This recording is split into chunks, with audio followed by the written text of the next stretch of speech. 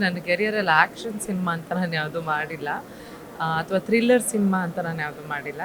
ಇದೇ ನನ್ನ ಮೊದಲನೇ ಥ್ರಿಲ್ಲರ್ ಸಿನಿಮಾ. ಅದು ಪಿ ಸಿ ಶೇಖರ್ ಅವರು ಬಹಳಷ್ಟು ಒಳ್ಳೊಳ್ಳೆ ಸಿನಿಮಾಗಳನ್ನ ಮಾಡಿ ದೊಡ್ಡ ದೊಡ್ಡ ನಟರುಗಳ ಜೊತೆ ಕೆಲಸ ಮಾಡಿರುವಂಥ ನಿರ್ದೇಶಕರು.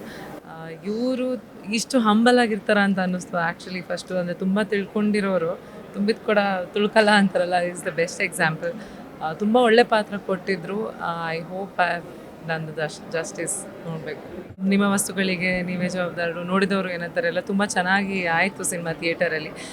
ಬ್ಯಾಡ್ ಕೂಡ ಅದೇ ರೀತಿ ಜನ ಅಕ್ಸೆಪ್ಟ್ ಮಾಡ್ಕೋತಾರೆ ಅಂತ ಅಂದ್ಕೊಂಡಿದ್ದೀನಿ. ತುಂಬ ವಿಭಿನ್ನವಾಗಿರುವಂಥ ಪ್ರಯತ್ನ, ಆನೆಸ್ಟ್ ಆಗಿ ಪ್ರಯತ್ನ ಮಾಡಿರುವಂಥದ್ದು.